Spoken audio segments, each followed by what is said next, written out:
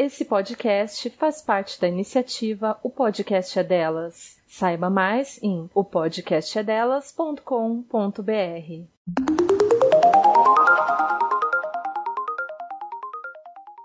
Meu nome é Letícia Graton. Meu nome é Isabela Graton. E você está escutando O Pessoal é Político.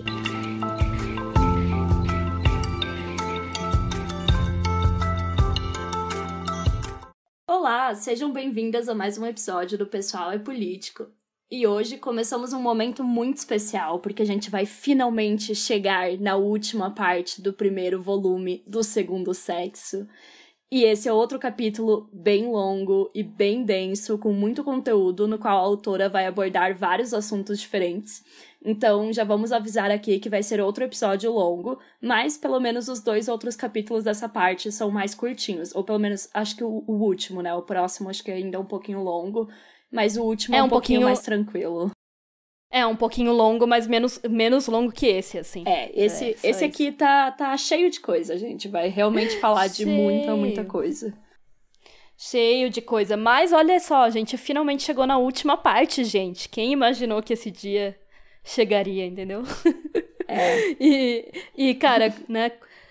Quanta coisa a gente falou até aqui, né? Agora a gente tá na reta final do livro, mas ainda tem muita coisa pra conversar, né? Porque a Simone, como sempre, ela tem essa habilidade de tratar de vários assuntos diferentes e importantes, é claro, ao mesmo tempo.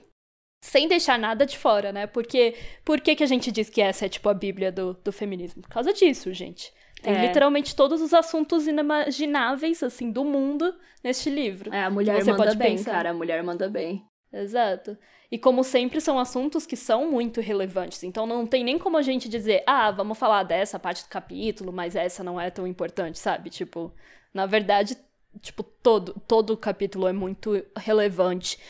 Esse é um capítulo muito bom, velho, inclusive, sério, eu achei ele sensacional, assim. Eu gostei bastante também, gostei muito. Só é, de novo, como sempre, muito longo, mas é isso. Então, hoje nós vamos falar sobre o primeiro capítulo da parte chamada Mitos, né? Que é a terceira e última parte. E sim, gente, eu sei que aqui no Brasil, essa palavra, né, não nos traz boas memórias de coisas muito legais, né? Não vem coisas legais na mente quando a gente diz mito. Mas vamos abstrair essa questão, né? Porque a Simone aqui vai estar falando de mitos no sentido de uma representação simbólica, né? Vamos tentar não pensar nesse momento, né, no nosso presidente escroto e genocida, e enfim, uma das tantas coisas que ele arruinou, né, seja essa palavra, não que eu me importasse muito com essa palavra antes, mas é isso. É tipo isso. Não, mas é engraçado porque eu fui perceber escrevendo o roteiro pra esse capítulo que eu pensei, porra, velho, essa palavra hoje em dia tá meio foda, é aquelas coisas, né, tipo a nossa bandeira, a camisa da seleção, entendeu? Eles se apropriam de tudo, gente, fica difícil. Mas enfim, voltando pro livro. Mais precisamente, né, a Simone vai falar agora sobre como as mulheres são representadas no mundo, sobre os mitos que os homens criaram sobre elas, né? E fazendo esse roteiro eu fui então pesquisar a definição de mito, porque eu acho que é interessante trazer, assim, porque eu acho que mito é uma coisa que geralmente quando a gente fala, a gente pensa, tipo, numa história, sabe? Tipo, o mito da caverna do Platão, tá ligado? Tá aparecendo a Karina no Afetos, trazendo a definição primeiro no começo. Sim, um beijo pro Afetos, podcast maravilhoso que amamos. E aí eu encontrei uma definição que se encaixa muito bem nisso que a Simone vai dizer, né, que é o mito da mulher. E eu queria justamente trazer uma definição por ser o nome da parte do livro e o nome do livro, né, porque o nome do livro se chama Fatos e Mitos. Então, verdade. Eu achei que seria interessante, porque eu queria, tipo, mas o que ela quer dizer com mitos? Enfim, e já que é uma palavra que quer dizer tantas coisas. Nós já falamos de fatos, agora falaremos de mitos. Exato, falamos de fatos em toda a primeira parte, né? Porque a gente tava falando sobre biologia, materialismo histórico, essa era a parte dos fatos. E da história também, que foi a parte... E depois da história, então foi fatos, agora vamos falar sobre a questão mais simbólica, né? Bom, a definição que eu encontrei mito é a representação de fatos e ou personagens históricos amplificados através do imaginário coletivo e de longas tradições literárias, orais ou escritas. E é exatamente isso, né? Porque ela vai passar esse capítulo todo e os dois próximos, falando sobre como os homens criaram esse imaginário coletivo sobre o que é uma mulher e como eles disseminaram essa imagem através da literatura, da cultura, das artes, da música, né, de tudo. E, inclusive, por isso que no próximo ela vai analisar obras, né, de escritores franceses famosos. E isso é muito interessante, porque toda a tese dela é sobre como a mulher é o outro, né, como a gente vem falando lá desde o primeiro episódio. Então faz sentido que o homem tenha criado várias ilusões, vários mitos em torno do que é ser mulher, porque né, para criar essa ideia do outro. E é muito foda quando você percebe como esses mitos são ridículos. Porque afinal eles foram criados por pessoas que não sabem o que é ser mulher nesse mundo, né, na prática. Foram criados por homens, obviamente. E muitas vezes nós mesmas acreditamos neles, na verdade, na maioria das vezes, né? Porque a força de um mito é que ele está no imaginário coletivo, como eu li aqui na descrição. Então, é foda, né? Porque é a ideia que está em toda a sociedade. É o senso comum, né? Digamos assim. E, obviamente, muitos desses mitos estão relacionados com a nossa opressão. Na verdade, eu diria que todos, né? Obviamente. Mas tem uns que são mais, assim, diretamente ligados, né? E são coisas que os homens criaram sobre a gente para justificar o fato deles nos oprimirem. Porque é aquilo que nós falamos em outros episódios. Se os homens nos viam como deusas ou como criaturas mitológicas, eles não estavam nos vendo como seres humanos. Então, né, da mesma forma que a gente falou no episódio que a gente comentou sobre a questão das deusas e tal, que podem até serem veneradas e tudo mais, mas elas não são vistas como seres humanos. Da mesma forma, quanto mais você mistifica algo ou alguém, você cria essas histórias, você cria esses mitos, você cria toda essa questão ali no imaginário coletivo, mais você afasta essa pessoa ou essa coisa da humanidade dela, né? Sim, e eu acho muito foda o que você falou sobre nós mesmas, tipo, acreditarmos neles e nós mesmas repercutirmos eles, né? Porque realmente tá no imaginário da sociedade toda. E é isso, porque, na verdade, eles não teriam a força que eles têm se as próprias mulheres não também... Não que eu esteja culpando, óbvio, as mulheres, tá, gente? Mas eu tô falando que pra eles terem a força que eles têm hoje em dia, nós temos que acreditar, né? E muitas vezes a gente naturaliza e a gente nem percebe, né? Tipo, que a gente tá, enfim, falando algo que lá no fundo continua sendo algo que, né? Que colabora com a nossa opressão. Então a gente vai começar totalmente a entrar... O que a Simone disse logo no início, né? Da introdução do segundo sexo, que os opressores não seriam tão fortes se a gente não acreditasse na nossa opressão também. Enfim... não acreditasse nessas coisas, a opressão deles sobre a gente não seria tão forte do jeito que é. E até pra não se ver como classe, né? Por realmente acreditar nessas coisas. E, enfim, a gente vai explicar certinho, obviamente, todos os mitos que ela fala nesse capítulo, porque são vários, pra vocês entenderem melhor do que a gente tá falando. Na página 181, a Simone vai descrever essa noção de que a mulher é vista como outro e como um objeto pelos homens. Aparecendo como outro, a mulher aparece ao mesmo tempo como uma plenitude de ser em oposição a essa existência, cujo vazio o homem sente em si. O outro, sendo posto como objeto, aos olhos do sujeito, é posto como em si, logo como ser. Na mulher encarna-se o nada que o existente traz no coração, e é procurando alcançar-se através dela que o homem espera realizar-se. Véi, na mulher encarna-se né? o nada que o existente traz no coração. Eu achei, né, muito... essas palavras bonitas de Simone de Beauvoir. Bom, a gente percebe que as mulheres nunca são vistas como indivíduos, assim como os homens. Eles as enxergam como objetos que sempre vão representar coisas e por isso mesmo se criam esses mitos sobre esse objeto. Assim, a Simone vai dizer que o mito da mulher só vai ser extinto se elas se afirmarem como seres humanos, pois quanto mais se afirma a humanidade delas, menos se tem essa visão delas como o outro. Mas naquela época que ela estava escrevendo, né, o mito da mulher ainda existia na cabeça dos homens, e hoje também, vamos ser bem sinceras, é claro que ele pode ter mudado, assim como a sociedade mudou, mas ele ainda existe, né? É claro, tipo assim, que vão sendo criados novos mitos sobre as mulheres para acompanhar as mudanças da sociedade, né? Os desenvolvimentos tecnológicos, as mudanças, enfim, em todas as nossas estruturas, por exemplo, né? Como o capitalismo vai sempre mudando e se desenvolvendo, assim também vai o patriarcado e esses mitos vão se atualizando. Mas, na verdade, esses que a Simone vai citar aqui nesse capítulo, cara, é muito assustador o quanto eles ainda são muito atuais, se a gente parar pra pensar. Assim como todo o segundo sexo, na verdade, né? É bem assustador. Eu sinto que a gente tá falando isso a temporada inteira, mas é verdade. A gente é muito repetitiva, mas é porque é verdade, gente. Tipo... E essa questão que você falou de se adaptar, ela é muito essencial, na verdade, né? Pra ele continuar existindo e prevalecendo. Porque senão, tipo, se ele não se adaptar, ele virou uma coisa antiga que, tipo, as pessoas não vão mais acreditar, sabe? Pois é. Tipo... então... Se a gente pensar, por exemplo, até agora a gente tá falando de mito, me traz muito na cabeça a questão do mito da beleza, né? Da Naomi Wolf. Sim, e aí também. é óbvio, né? Se o mito da beleza e o padrão de beleza e tal não se atualizar de acordo com a sociedade do momento, né? Claro que ele não vai ser tão predominante, então ele precisa ir se atualizando assim como todos os outros. Sim. Senão não faria muito sentido.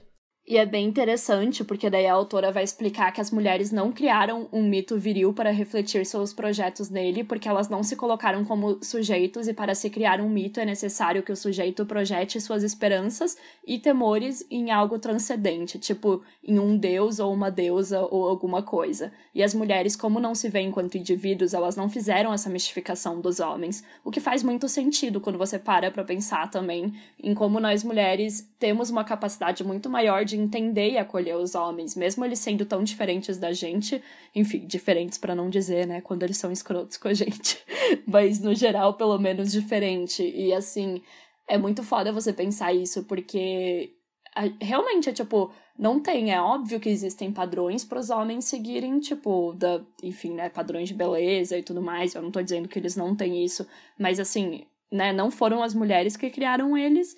E de qualquer forma, apesar deles serem muitas vezes, tipo, exagerados, tipo assim, o cara super malhado e tudo mais, não é uma coisa super mistificada, tá ligado? Da mesma forma que é ao contrário, né?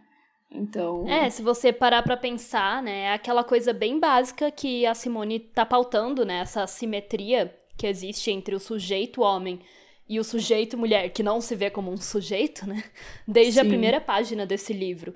Então... justamente por conta dessa relação desigual é que os homens é que vão descrever a mulher, vão criar essa figura do que é uma mulher, que é esse mito, né, da mulher. Afinal, eles que têm o poder para criar e nomear as coisas. Então, obviamente, mesmo que uma mulher tentasse criar mitos sobre os homens, ela não teria esse poder. Ela não seria tão bem sucedida, tá ligado? Óbvio que existem os estereótipos de gênero, é claro, ninguém tá negando isso aqui. Claro que estereótipos de gênero existem tanto para homem quanto para mulher, senão não seria, né, o gênero. Sim. Se não existissem essas noções do que é ser homem. Existe a noção, o que é ser homem, existe o estereótipo e tal, mas não existe, entende, essa representação simbólica, tipo, que é projetada nos homens, sabe? Inclusive, aí a Simone até vai dizer, a representação do mundo, como o próprio mundo, é a operação dos homens. Eles os descrevem do ponto de vista que lhes é peculiar e que confundem com a verdade absoluta.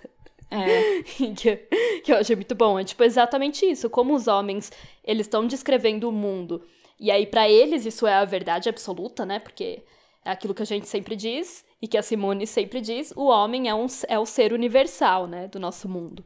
O ser humano do sexo masculino é o ser universal. É como se ele fosse o único que existisse, né? O resto fosse resto. E aí é claro que na visão deles, eles estão descrevendo o mundo do jeito que é, porque eles são os seres universais. Então, o ponto de vista deles é como se fosse o ponto de vista universal. Aí, realmente, não tem porquê, sabe? Mesmo que uma mulher inventasse um mito sobre o homem, tipo, porque o homem é assim, porque isso, porque aquilo, não ia ter a mesma força do que os que eles inventam sobre a gente, sabe? Faz todo sentido, tipo... A gente não controla a narrativa, a gente não tem essa né? força. Tipo, basicamente... Exato, a gente não tem essa força estrutural da narrativa, que é uma força muito importante.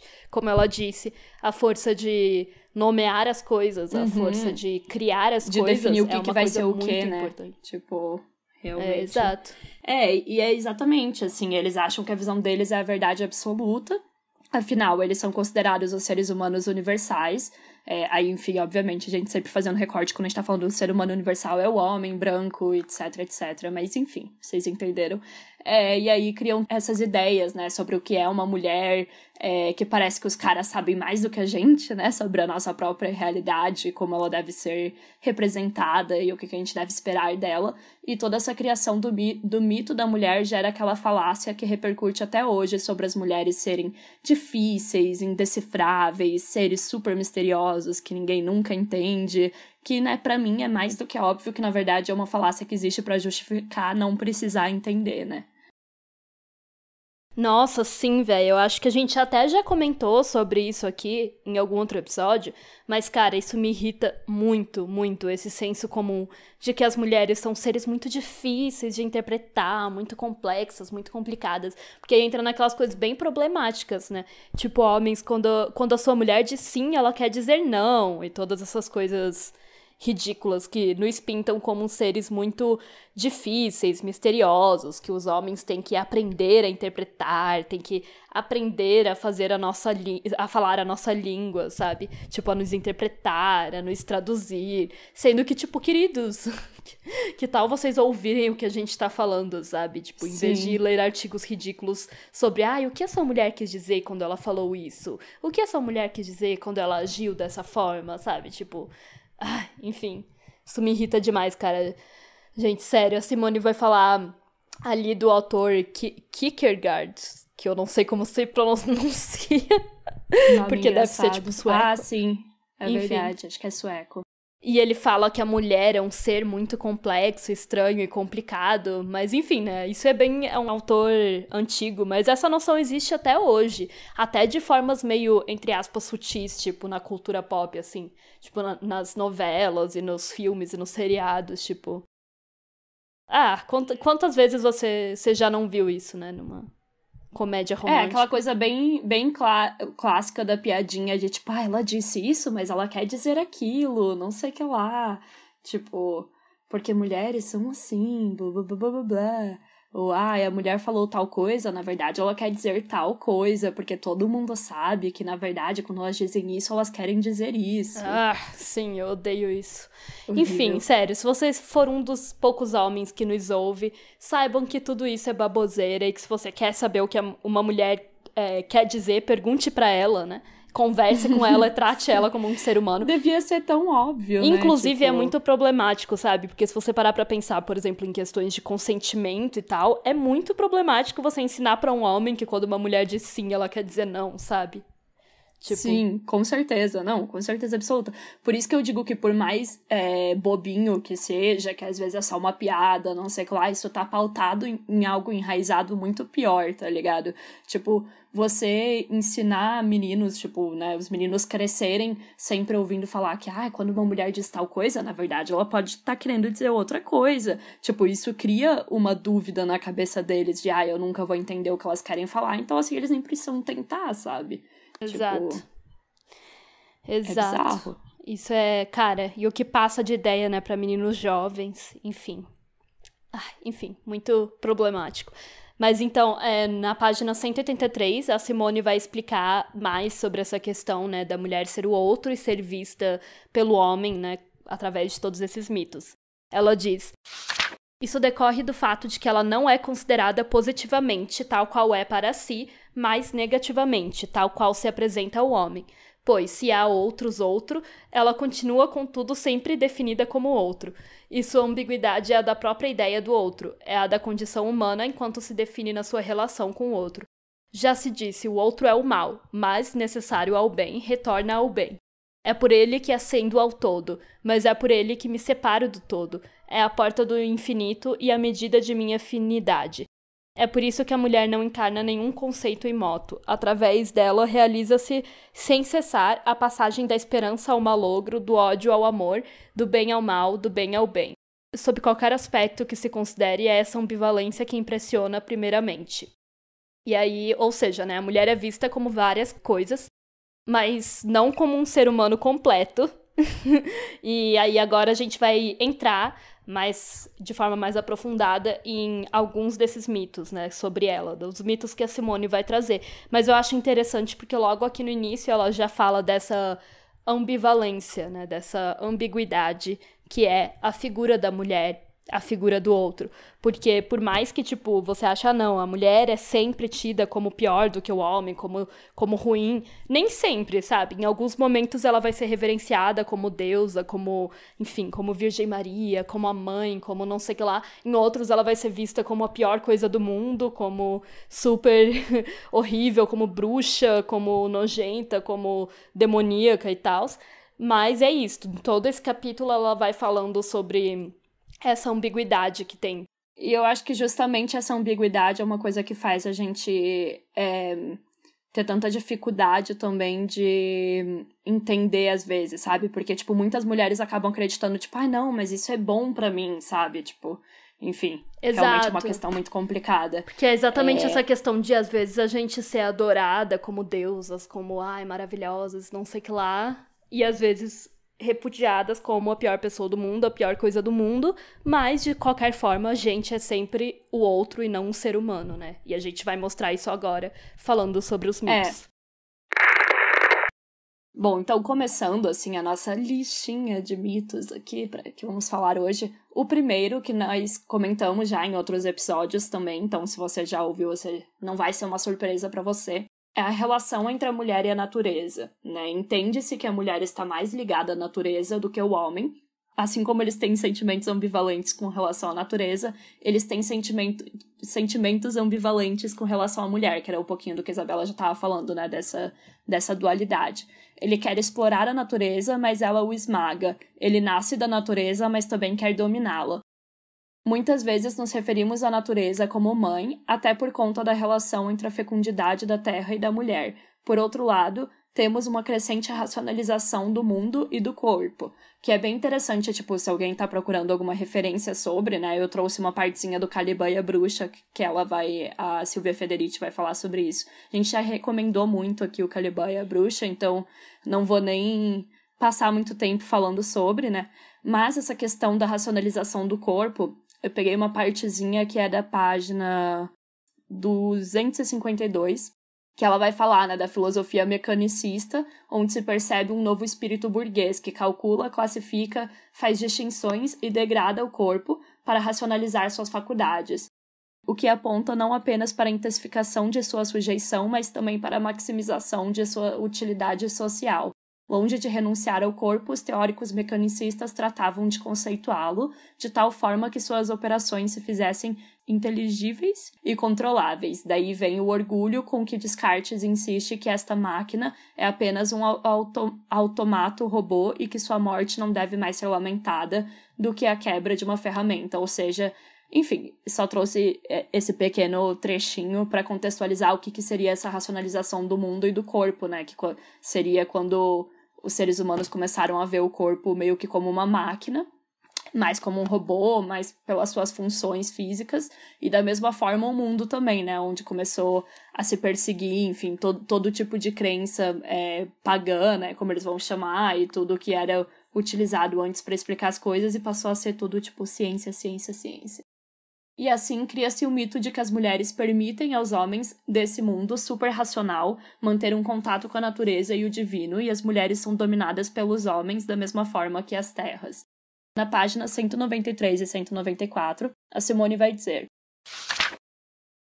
é como esposa que a mulher inicialmente se descobre no patriarcado, porquanto o Criador Supremo é masculino. Antes de ser mãe de gênero humano, Eva é a companheira de Adão. Foi dada ao homem para que ele a possua e fecunde como possui e fecunda o solo, e através dela ele faz a natureza inteira seu reino. Não é apenas um prazer subjetivo e efêmero que o homem busca no ato sexual. Quer conquistar, pegar, possuir. Ter uma mulher é vencê-la, é penetrar nela com o arado nos sulcos da terra. Ele a faz sua como faz seu chão que trabalha. Ara, planta, semeia. A mulher é a presa do esposo, é sua propriedade. Nossa, essa parte de penetrar ela como arado nos sulcos da terra, achei bem impactante. Eu acho muito foda toda essa comparação da exploração da natureza porque faz muito sentido que eles vão mistificar naquilo que a gente já falou anteriormente, né, em como a mulher é a mãe natureza e tal, mas, né, eu acho que todo mundo que tá nos ouvindo aqui consegue ter uma noção bem clara do que o homem faz com a natureza, né, tá cada vez mais claro o que a gente tá fazendo com tudo que tá acontecendo, principalmente aqui no Brasil, né, o que em nome do progresso estamos fazendo aí com o Pantanal, com a Amazônia, a própria pandemia e todo... É um mito muito foda quando você para pra pensar nisso, tá ligado? Tipo, eles querem explorar, eles querem utilizar todos os recursos, querem utilizar, né, pro próprio prazer e pro próprio estilo de vida, né, pra poder viver e tudo mais. E, enfim, quando você para pra pensar também na dominação da mulher, faz sentido, né, essa conexão, assim.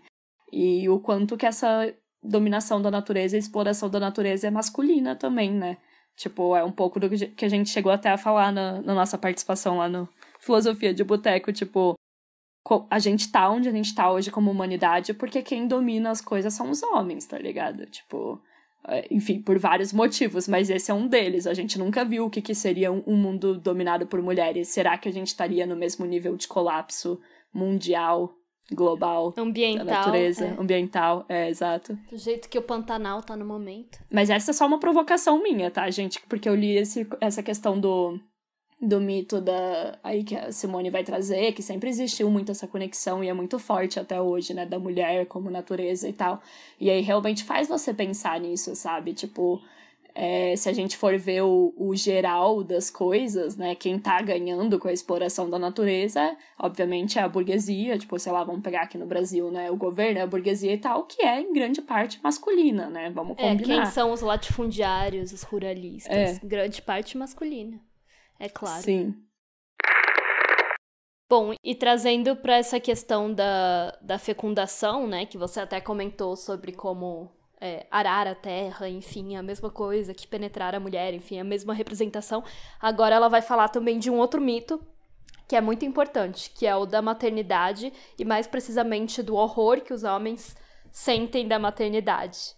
E aí eu achei muito interessante, porque ela vai dizer que todo o processo de gerar um outro ser humano lembra os homens da condição carnal deles, do fato deles serem animais, né, como outros, porque é isso, aquilo ali que a Letícia falou sobre os filósofos do Caliban e a Bruxa ali, é basicamente o que os homens fizeram naquela época e o que eles fazem até hoje, né, os homens querem cada dia mais se afastar da natureza, se afastar da condição de animal deles, né.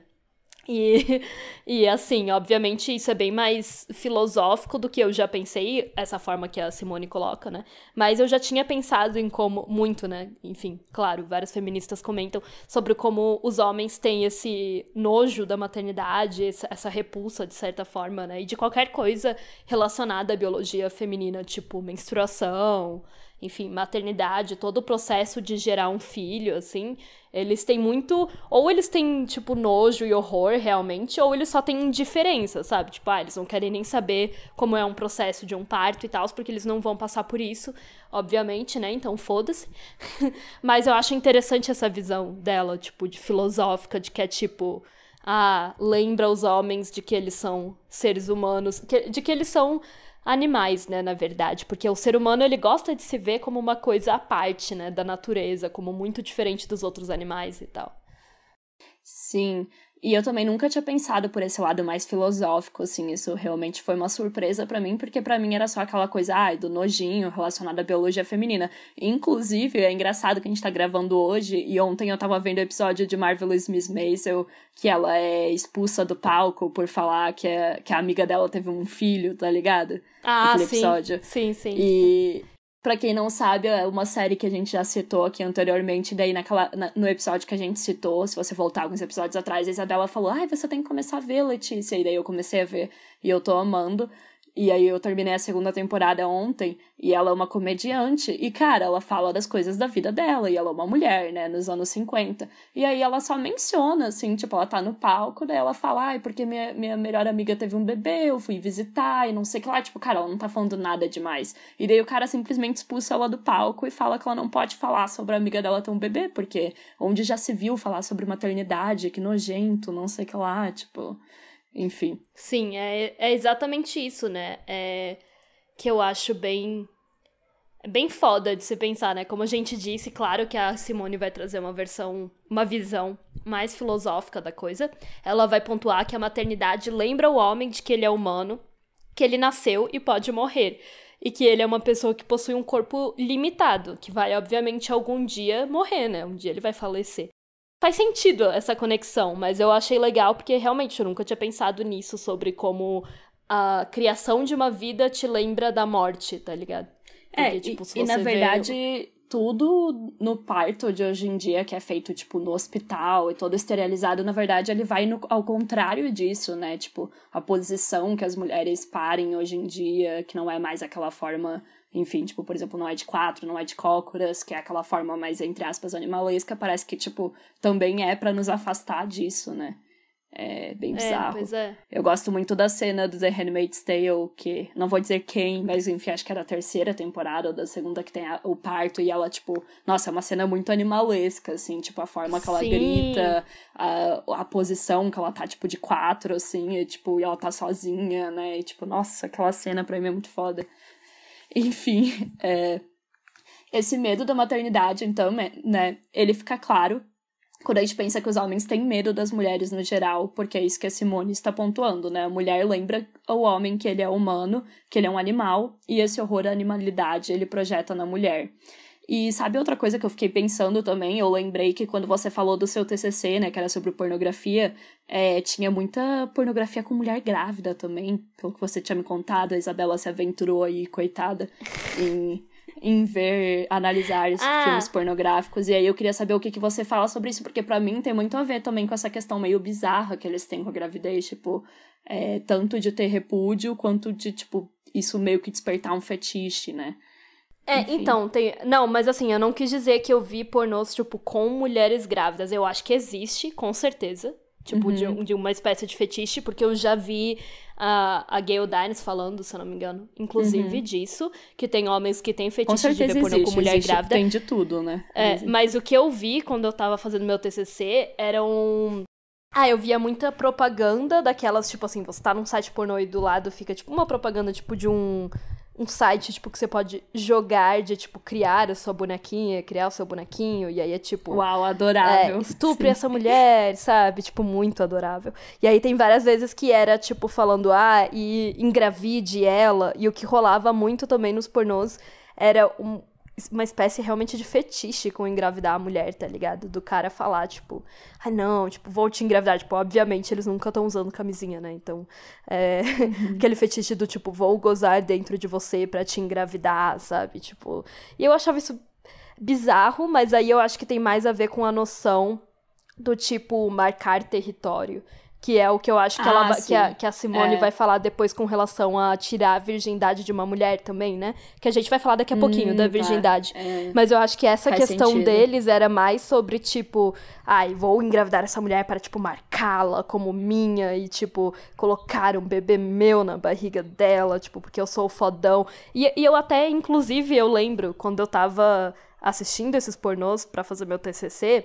Eu fiquei muito chocada com isso. Porque eu fiquei, tipo, sério, quem é que tem esse fetiche, tipo, de engravidar uma mulher? Tipo, porque isso seria uma coisa negativa, né? Tipo, você engravidar, tipo, num sexo casual e tal, como são esses do pornô, né? Que eles estão supostamente representando. Mas, assim... Sim. E aí eu fiquei pensando como isso era uma demonstração de pura misoginia também. Porque, tipo, na verdade é negativa para a mulher, entendeu? Não pro homem. E eu até tuitei sobre ele isso. Pode só fugir, né? Pode só Sim, eu até vazar. tuitei sobre isso na época. Eu falei, tipo, gente, nunca soube que tinha tanto fetiche assim em engravidar uma mulher. Porque, assim, das pessoas que eu conheço, dos meus amigos e tal, eu sempre, né? Pra mim, eu sempre tenho a plena noção de que eles não querem engravidar uma mulher. Tipo, que isso não seria massa. Racionalmente falando. Racionalmente falando, isso não seria massa pra eles, tá ligado? Tipo, a gente tem tudo 20 e poucos anos, sabe? Assim como essas pessoas desses pornôs que eu tava vendo, era pra ter, tipo, eram pra ser adolescentes e pra ter 20 e poucos no máximo, tá ligado? Então, não seria uma coisa super positiva nessa idade, né? Você tem que lidar com uma gravidez indesejada ou com um aborto e tal. E aí eu lembro que eu tuitei sobre isso, e aí várias pessoas me responderam, foi bem interessante, inclusive. Eu tava perguntando, tipo, por que vocês acham que é isso? E a maioria comentou exatamente isso, sabe? De ser uma noção de você, tipo... degradar a mulher de todas as formas e acabar com ela. E isso me lembra muito um post da Yara Dupont, que é aquela, faz total sentido, que é aquela mulher maravilhosa que faz posts incríveis no Facebook falando sobre os homens. E aí ela postou um texto de um cara falando, tipo, sobre como os caras engravidam as mulheres para acabar com a vida delas, tipo, propositalmente. Tipo, quando eu comecei a namorar essa menina, ela queria, tipo, fazer mestrado, doutorado, não sei o que lá, eu engravidei ela de propósito, tipo, agora ela tá aí parada na vida, tipo, só cuidando do meu filho, tipo... Isso é muito cruel, cara, e a gente não quer imaginar que os caras fazem isso de propósito, mas... Bom, pelo menos o cara desse texto tava, tipo, declarando que ele fazia isso de propósito, entendeu? Tipo, quando eu comecei a namorar essa mulher, ela era super fodona, queria ter uma carreira, não sei o que lá, e eu acabei com isso, hahaha, agora eu tô ganhando bem mais que ela, sabe? Tipo... Nossa, que horror. Nossa, eu nunca vi esse texto, mas boto fé. Eu vou te mandar. Que tudo isso faz muito sentido. Eu vou deixar lá no Medium também como referência. Por favor. E eu acho que isso volta pra questão do horror da gravidez, na questão de, eles têm o horror quando, tipo assim, quando tá acontecendo, tipo, na mulher, mas aí justamente é uma forma de violência, né? E aí volta muito pra questão de, tipo, aquelas histórias, tipo, o homem fura a camisinha sem você saber, o homem tira a camisinha, não sei o que lá, tipo, por que eles fazem isso, tá ligado? Tipo... porque por mais que a gente pense, às vezes, é foda, tipo... Uma gravidez indesejada pra qualquer pessoa é foda, na verdade, pra um homem é mó de boa, né, véi? Tipo, não só que ele pode, tipo, só dar no pé e nunca mais ver a mulher, né? Porque muitos fazem isso. Mas mesmo que ele não dê no pé, sabe? O máximo que ele vai ter que fazer é, tipo, pagar uma pensão e tá de boa. Agora, se você pensar em todas as consequências, tipo, físicas, enfim, mentais, da vida, tipo, de parar com a vida da mulher mesmo. Quando você lê, eu vou mandar esse texto aí da Yara, que eu achei muito foda. Se você parar pra pensar de fato, sabe? A gravidez atrasa a sua vida em pelo menos uns 2, 3 anos, entendeu? Tipo, se você tava planejando, tipo, eu vou conseguir um aumento, uma promoção no trabalho, vou entrar no mestrado, vou fazer um doutorado, não sei lá, véi, se vem uma gravidez indesejada, isso aí fica pra, tipo, segundo ou terceiro plano, entendeu? Por um tempo. Várias mulheres falam isso, então, tipo... foda, né, gente? É a gente que se fode. Depois da questão da gravidez, aí a autora vai falar também, né, que eles consideram que a mulher, após passar pela puberdade, ou seja, quando ela fica fértil, é que ela se torna impura. O que reflete, né, no próximo mito que a gente vai falar, que é o da menstruação. Então tá tudo muito conectado, né? Tipo, a mulher se torna impura porque daí tem esse nojo à gravidez e agora ela pode engravidar. E também porque vai vir todo o nojinho, né, da menstruação aí, que a gente sabe que existe, obviamente. A gente já falou bastante nos episódios lá no início da temporada sobre biologia, sobre como a menstruação é vista como algo nojento e impuro, né, na sociedade.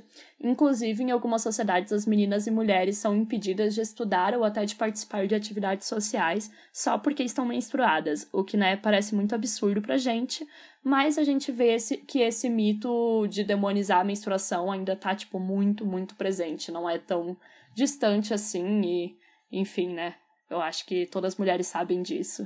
Tipo, é claro que aqui no Brasil a gente não vai, sei lá, ser impedida de trabalhar porque estamos menstruadas. Até porque, né, isso não seria nem um pouco benéfico para o capitalismo. Se toda mulher pudesse tirar uma semana de folga do trabalho por mês. Na real, isso seria ótimo, velho. Eu adoraria, mas enfim.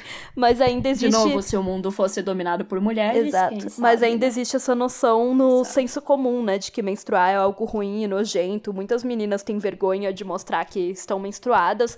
Assim, pelo menos quando a gente era pequena, quando a gente estava na escola, tinha isso... que não sei se tem hoje em dia, mas tinha muito isso da gente sempre ter que esconder os absorventes quando ia no banheiro da escola e tal, bem ridículo, mas mostra bastante que o que a Simone tá falando é algo ainda bem atual, e assim, quando a gente diz que não vai ser impedida de trabalhar por estar menstruada, é porque, claro, não tem regras pra isso, mas ao mesmo tempo não é como se o mercado de trabalho estivesse adaptado às nossas demandas.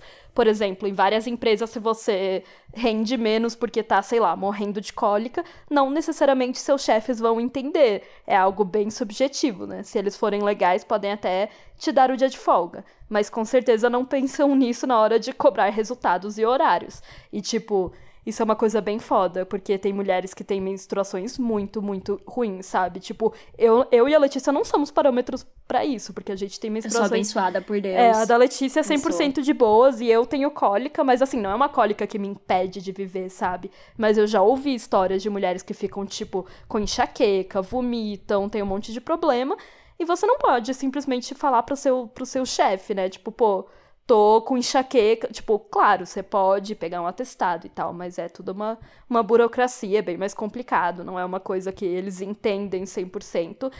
A não ser, claro, que você trabalhe numa empresa mó de boas ou tenha uma chefe mulher que te entenda, etc, etc. Mas é isso. Sim. Ainda é algo muito complexo, né? Claro que não tem leis impedindo, mas é uma coisa que, tipo, às vezes você vai estar impedida de fazer algum trabalho, alguma coisa, ou mesmo na escola, quando você é mais nova, de render da forma, né, que aquele sistema tá te cobrando. E é isso, né? Nenhum deles foram pensados para esse tipo de dificuldade, sabe? Então, tipo, o que eles pedem da gente é o que um corpo masculino faria, sabe?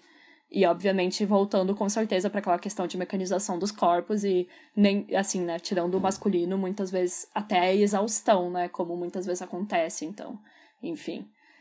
É aquilo, né, a gente vai lembrar sempre que esses mitos que estamos falando aqui se renovam e, sabe, de acordo com as características da sociedade, das épocas e tudo mais. E não é como se a gente fosse pensar na menstruação da mesma forma que as sociedades hebraicas antigas pensavam, mas o cerne da questão, infelizmente, não mudou tanto, né? Como nem já tá explicando aqui, que a gente deu esse exemplo, por exemplo, do mercado de trabalho, né? Então, a autora vai falar, cita, né? Ela cita, por exemplo, que no Levítico está escrito: a mulher que tiver um fluxo de sangue em sua carne permanecerá 7 dias na sua impureza. Quem a tocar será impuro até a noite. Todo o leito em que dormir, todo objeto sobre o qual se sentar será impuro. Quem tocar em seu leito lavará as roupas e a si próprio com água e será impuro até a noite. Isso na página 189, ela vai falar um pouquinho, né? Bem adorável, né? E assim também o autor romano Plínio, o Velho, dizia na História Natural: a mulher menstruada estraga as colheitas, devasta os jardins, mata os germes, faz caírem os frutos, mata as abelhas, se toca no vinho, dele faz vinagre, e o leite azeda. Mais coisas adoráveis. Ou seja, nós percebemos que a menstruação era muito demonizada e era sempre vista como algo que estragava as coisas, tipo comidas e colheitas. E, por exemplo, falavam que uma mulher menstruada não podia fazer maionese, senão a maionese ia estragar, e coisas bizarras do tipo, e que talvez vocês até já tenham ouvido de pessoas mais velhas da sua família, assim, esse tipo de crença. E um outro tabu muito forte era sobre o perigo de ter relações sexuais com uma mulher que estivesse menstruada, pois diziam que, como ela estava nesse estado de impureza, o homem ficaria impuro também. E eu acho engraçado, porque até hoje, né, tem essa noção. Muitos caras não querem transar com uma mulher menstruada, como se fosse algo nojento e tal. O que é bem ridículo, porque, assim, claro, pode aumentar um pouquinho as chances de passar alguma doença por conta do contato com o sangue menstrual, como eu já li, né, algumas pessoas ginecologistas e tal falando, mas é só usar a camisinha que é tranquilo, é de boa, não é nenhum problema. Claro, se a mulher se sentir confortável enquanto está menstruada para transar, é claro. Então é foda perceber que isso aí é um mito que ainda tá bem vivo hoje, sabe? Porque tem caras mesmo que ficam, por mais que não seja, nossa, não vou transar com a mulher porque a Bíblia disse pra eu não transar com ela menstruada, eles ficam tipo, ui, nojo, sabe? Sangue, ai, se a mulher tá menstruada, não quero. E infelizmente, né, a gente ainda tem homem que tem nojinho de mulher no geral e fica todo ui. E não vou transar com uma mulher menstruada, e blá, blá, blá. E as próprias mulheres, né, também acabam construindo esse nojo, porque daí a gente volta para aquilo que a gente estava falando lá no começo, de como nós mesmas acabamos acreditando muitas vezes nesses mitos, né, e várias mulheres se impedem, assim, realmente, às vezes elas até querem, às vezes não se sentem confortáveis, então tudo bem, porque é diferente para cada uma, mas às vezes querem e acham que, tipo, ai não, mas é nojento, ai não, mas não pode, não sei o que lá, parece estranho, gente, talvez na nossa bolha e tal, mas, tipo, é algo super comum, assim, sim, sabe? Sim, das mulheres ficarem, não, mas hoje não vou sair com esse crush porque eu tô menstruada, não posso, imagina. Enfim. E aí ela vai finalizar pontuando mais uma vez que esse horror à menstruação exprime o verdadeiro horror à fecundidade feminina. Assim como ela tinha comentado sobre a questão da maternidade, né? Tá muito... tudo conectado aí. Quando ela fala, tipo, de quando a mulher vira fértil, né? Tipo, quando vira mocinha e daí depois disso ela passa a ser tratada completamente diferente e tudo mais. É muito real, assim. Sim. Então, realmente tá tudo conectado. E aí a gente entra em outro tópico que também tá muito conectado com isso, e é muito importante e muito polêmico, inclusive, que é o da virgindade feminina. A virgindade já foi super valorizada, assim como também já foi repudiada em algumas sociedades, em alguns casos, dependendo da época e da cultura. Hoje em dia, infelizmente, sabemos que ela é muitas vezes fetichizada na pornografia e pelos homens no geral, principalmente por conta desse desejo de ser o primeiro a marcar uma mulher, a dominar uma mulher, e também, né, a pedofilia, gente. A gente sabe que... Por conta da menina novinha, ser virgem e tal. Uma coisa tá totalmente atrelada à outra. A virgindade dá muito pano pra manga, gente. Daria pra fazer um episódio inteiro só sobre os mitos que cercam isso. Acho que, né, obviamente, se você é ouvinte é mulher, você sabe. E, por exemplo, né, como você comentou, tem muito essa questão da fetichização de desvirginar uma mulher na pornografia. Como a Gayle Dines vai falar, né, no livro Pornland, por exemplo, existem sites pornográficos específicos que focam em vídeos só de meninas perdendo a virgindade. E eu também lembrei de notícias que rolam também, tipo, tal menina vendeu a virgindade, sabe, essas coisas assim. Que não deixa de ser prostituição, né, gente? Vamos combinar, mas aí o título da notícia é tipo... Fulana vendeu a virgindade por tantos milhões. E isso tem até no Big Little Lies, não tem? Aquela filha da Reese Witherspoon. Enfim. Enfim, né? Claro que, por um lado, tem a imposição de que a mulher seja virgem e pura até o casamento. Que pode parecer muito absurdo, mas ainda rola muito entre pessoas religiosas, né? Muito religiosas e tudo mais. E a gente também pode discutir o próprio conceito, né? De virgindade feminina. Como a gente diz que as meninas perdem a virgindade, tipo, que ela é tirada por um homem, pois está perdendo alguma coisa, e podemos discutir toda a demonização de como é perder a virgindade para as mulheres. Aliás, tem um TED Talk muito bom que se chama A Fraude da Virgindade, eu vou colocar ele lá no nosso Medium, e eu recomendo muito, assim, são duas autoras, acho que elas são norueguesas, porque, de novo, é aquele nome diferentão, assim, e elas não falam inglês, né, mas enfim, TED Talk é em inglês, eu acho. E elas falam sobre essa ideia de que o ímen seria, tipo, a prova da virgindade e quais são as consequências, né, pra nossa sexualidade quando a gente cresce acreditando nisso.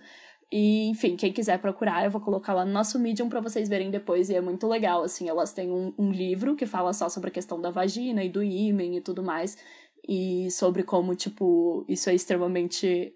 nos faz muito mal, né, como cultura, colocar toda a questão de, tipo, da virgindade nessa coisinha minúscula, né, que, enfim, que é uma parada super científica e super específica, e aí você cria todo um mito em cima disso. Sim, né? Inclusive a Simone vai falar justamente como esse mito é um dos aspectos mais fascinantes sobre a mulher, assim, que os homens criam sobre as mulheres, né? Na página 194 ela diz: a hesitação do macho entre o medo e o desejo, entre o temor de ser possuído por forças incontroláveis e a vontade de captá-las, reflete-se de maneira impressionante nos mitos da virgindade. Ora temida pelo homem, ora desejada e até exigida, ela se apresenta como a forma mais acabada do mistério feminino. É o aspecto mais inquietante deste e, ao mesmo tempo, mais fascinante. E ela explica que em algumas sociedades primitivas era conveniente que a mulher já estivesse sido deflorada antes da noite de núpcias, o que eu achei bem curioso, porque vai totalmente contra aquilo que o casamento cristão prega hoje em dia, né, de que a mulher tem que ser pura, tá de branco, porque ela é virgem e tal. E aí, inclusive, ela diz que o pensamento era tipo, se essa mulher ainda não perdeu a virgindade, ela não era boa, porque ainda não tinha sido amada por nenhum homem, tipo... Entendeu? Eu acho bem engraçado, porque realmente são pensamentos diferentes que teve ao longo da história sobre a questão da virgindade. Em alguns lugares também acreditava-se que a vagina tinha uma serpente que mordia o pau do cara durante o rompimento do ímen, o que eu acho incrível. A Naja de Brasília ataca novamente. Eu achei essa parte engraçada também. E em outros, como entre os indígenas que o Malinowski estudou, não existia essa questão da virgindade. Tipo, não era uma coisa, sabe, super importante. Em algumas dessas sociedades, o defloramento era encarado apenas como uma cirurgia, tipo, que tinha que fazer na mulher antes dela ser casada. E em determinados lugares eram os sacerdotes, ou chefes, ou caciques que desvirginavam a mulher na noite anterior à de núpcias. Então não era pro marido dela tirar a virgindade dela. Tinha que ser feito por, tipo, um cara mais importante, tipo, o sacerdote, ou o chefe, o cacique, pra daí o cara poder, tipo, já transar com a mina que já foi desvirginada, entendeu? Então é engraçado como, se parar pra pensar, essa questão da virgindade, obviamente, mudou muito ao longo do tempo, né? Sim, mas sempre de uma forma... Ai, nossa, quando ela fala dessa questão dessas cirurgias, assim, tipo, ai, que eles tinham que desvirginar a mulher antes da noite de núpcias, eu fiquei bem agoniada, assim, porque era um negócio, tipo, mesmo. Ai, enfiavam um osso, um pedaço de pau, tipo, ai... Sim. Ai, deu muita agonia. Fiquei, tipo, lendo, fechando as pernas, assim, tipo... Só de se imaginar, tá ligado? E, assim, por um lado, tem esse viés de que, tipo... É que os dois são ruins, né? Tanto esperar que seja virgem quanto não, né? Nesse contexto. Então, não é como se fosse também tão melhor. Mas, enfim, né? Claro que também tudo isso vai mudar quando é instaurado o patriarcado. E no mundo... Então, afinal, né? No mundo patriarcal, a virgindade se tornou oficialmente uma conquista do homem, né? O principal é a noção de posse que ele tem sobre a mulher ao desvirginar ela, que entra justamente naquela questão ali da pornografia que a gente tava falando, né? Do homem que deflora... Ai, eu odeio essa palavra, gente. Deflora a mulher, é o que marca ela, né? Então, na página 196, a Simone vai explicar. Um dos fins que visa todo o desejo é a consumação do objeto desejado, o que implica sua destruição. Destruindo o ímen, o homem possui o corpo feminino mais intimamente do que mediante uma penetração que o deixa intacto. Com essa operação irreversível, o homem faz dele um objeto inequivocavelmente passivo, afirma seu domínio sobre o mesmo. Enfim, né? Adorável, de novo. No entanto, ela também comenta que as mulheres virgens mais velhas são rechaçadas, afinal elas escaparam de serem dominadas por homens. Por isso, muitas velhas solteironas eram vistas, inclusive, como feiticeiras. E é aquilo, né? Até hoje essa noção prevalece, que a mulher que é virgem, que é valorizada pela sociedade, é aquela que é casta, pura, mas também é jovem, bonita. Na verdade, ela só é virgem porque ela tá esperando se casar, né? Com o príncipe encantado. E enquanto, tipo, se ela for mais velha, tipo, nossa, aquela baranga ali que nunca achou nenhum homem que quisesse transar com ela, tem que ter algo de errado com ela. E se a gente for mais longe ainda, né, coisa que, de novo, questionamentos meus, que eu fiquei refletindo também toda essa questão da virgindade, entra na questão de como a gente olha, a gente como sociedade, né, olha pro sexo lésbico também, né, que não é considerado sexo por não ter a penetração de um pênis. Então, de novo, vem muito essa questão, tipo, da mulher que nunca esteve com um homem, enfim, independente de ser mais velha ou não, daí vai entrar toda a questão de estupro corretivo, né, e ela é sempre considerada menos porque ela, tipo, meio que não foi dominada, e ela não cumpriu o seu papel dentro da sociedade patriarcal. Então, é bem bizarro, né, porque toda a nossa concepção de virgindade que a gente tem até hoje, que é essa questão da penetração e do ímen, tipo, você estaria completamente desconsiderando mulheres que se relacionam com outras mulheres, né. Exato. Enfim. E eu acho que a coisa principal nessa questão da virgindade feminina que me irrita muito e que acho que é a mais problemática é justamente isso, sabe? Ela é mistificada e transformada em uma coisa super uau, tipo, perder a sua virgindade. E com perder a virgindade eu quero dizer romper o ímen, porque é isso que a Letícia falou, né? Você pode ter 1000 experiências sexuais antes, mas se não tiver sido uma penetração vaginal, você não perdeu a virgindade. É bem bizarro. Como diria o clássico Fuck me in the ass, 'cause I love Jesus. Sim, exato. Quero ser virgem até o casamento.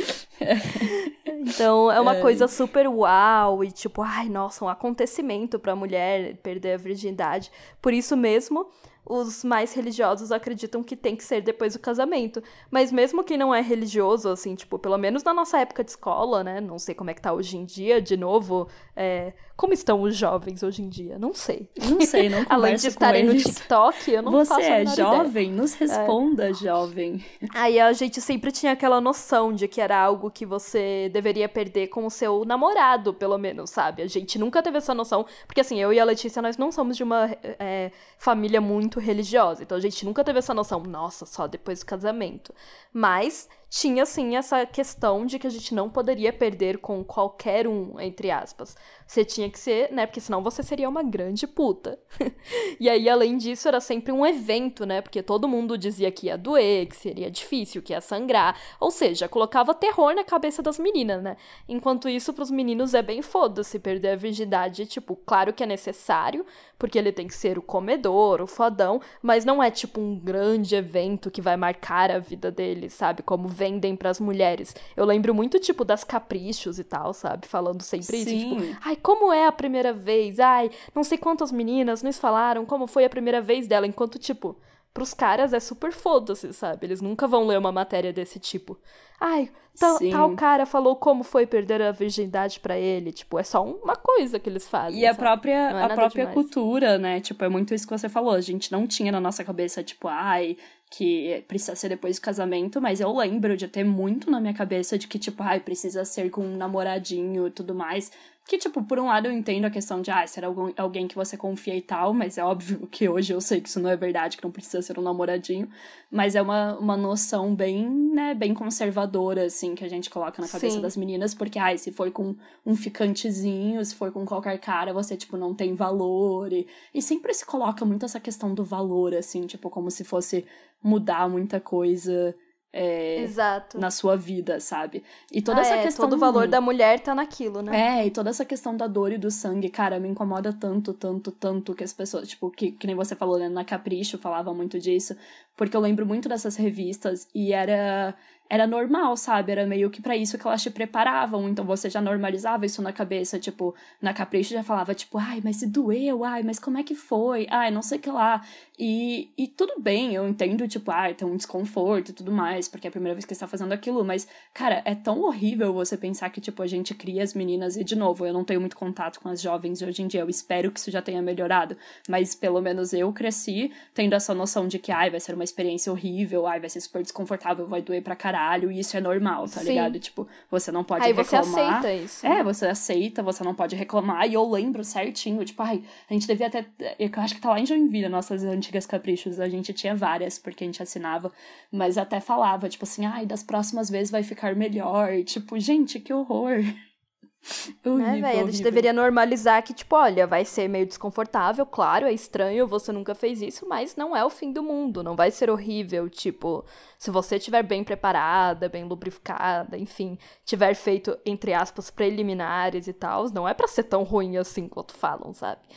Enfim, essas visões completamente diferentes da virgindade masculina e feminina é algo muito bizarro e que pra mim é isso, o principal problema é que traz muitos problemas, tipo, metade da população cresce acreditando que perder a virgindade é um grande evento traumático e horrível e doloroso, e a outra metade acredita que perder a virgindade não é nada demais, mas que é muito foda, né, você tirar, né, nossa, esse verbo já me incomoda, sabe? Mas enfim, tirar a virgindade de uma mulher, ser o primeiro dela, ser o cara que vai marcar ela, tipo, óbvio que isso vai dar ruim, sabe? Tipo assim, os homens pensam assim, as mulheres pensam assim.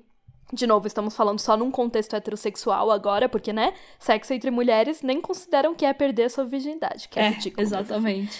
Mas, óbvio que isso vai levar a diversas situações traumáticas e horríveis de perda de virgindade, como a da maioria das mulheres é. Gente, sério.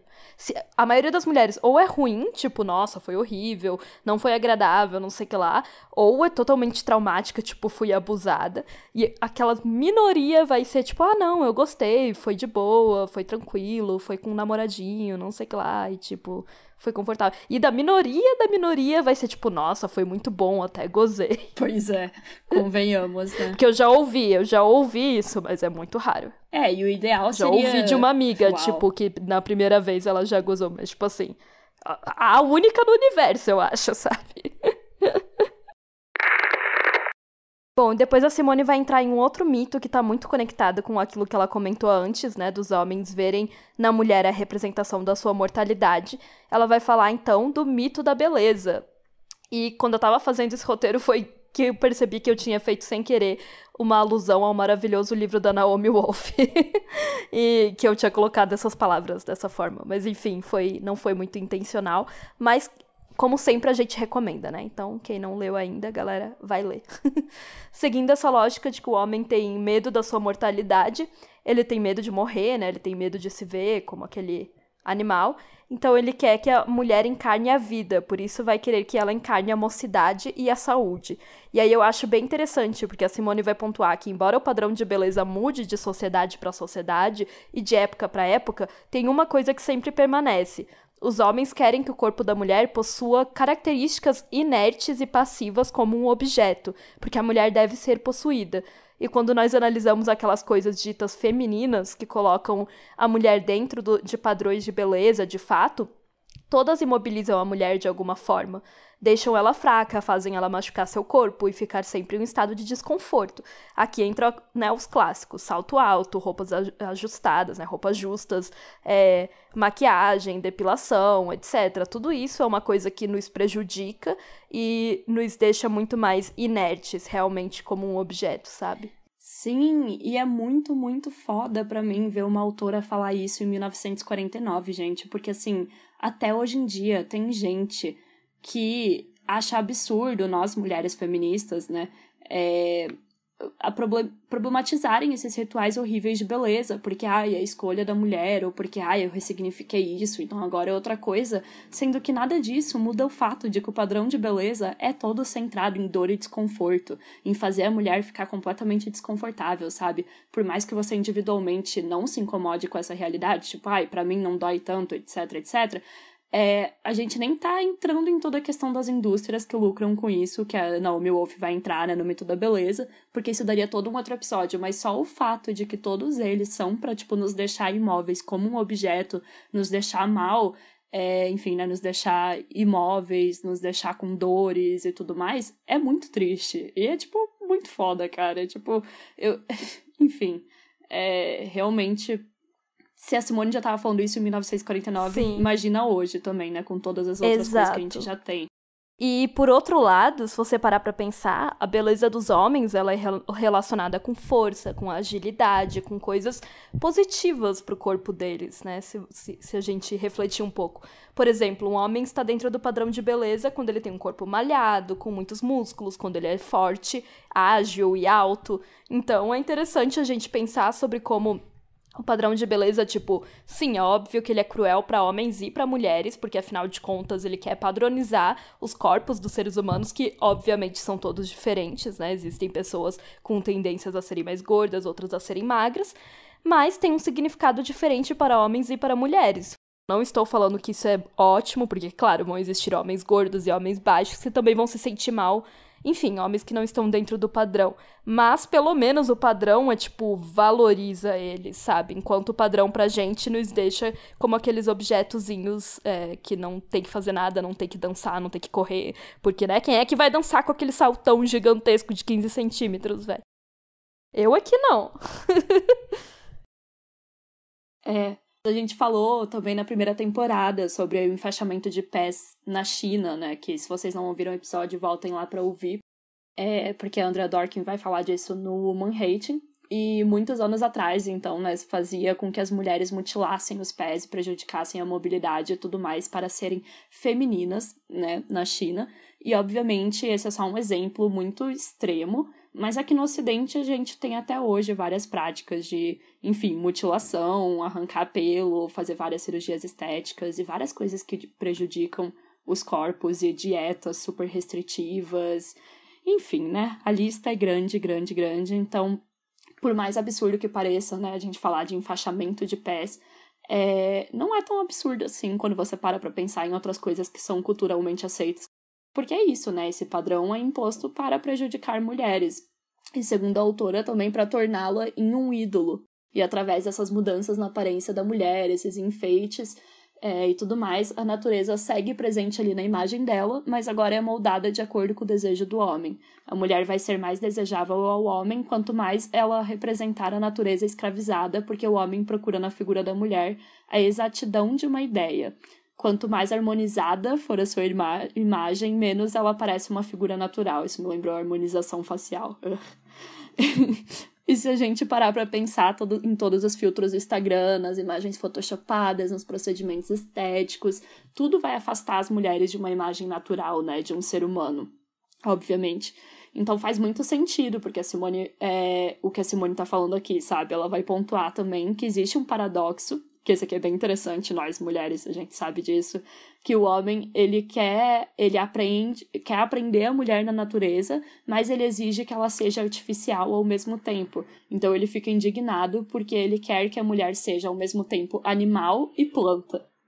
É tipo aqueles caras que querem que a mulher seja natural, mas rechaçam a mulher quando ela não se depila ou quando ela não usa maquiagem, por exemplo, né? Porque o que eles querem de verdade é aquela aparência de natural. É tipo assim, a mulher que deu uma arrumadinha no cabelo, fez uma maquiagem leve e diz que está natural, que eles nem sabem que aquilo ali é maquiagem. Muitas vezes, né? Exato, eles nem sabem. Nossa, isso me irrita muito. Aí eles falam, ai, essas mulheres que passam um monte de maquiagem, não sei o que lá, o bonito é a mulher que tá natural. É tipo, parece uma mulher natural. Nossa, que horror, ela tem olheiras, ela tem manchas na pele, ela tem espinhas, ela tem... Ai, enfim. Ela tem pelos. Ela tem pelos. E aí eu acho muito importante a gente sempre refletir, né? E quando toda essa beleza vai embora, quando a gente envelhece, o que acontece? O uso que os homens fazem da gente pra ter filhos, cuidar da casa, etc., nos desgasta, a gente perde a atração erótica e passamos a causar horror aos homens. É aquela velha história. A mulher não pode envelhecer, enquanto o homem...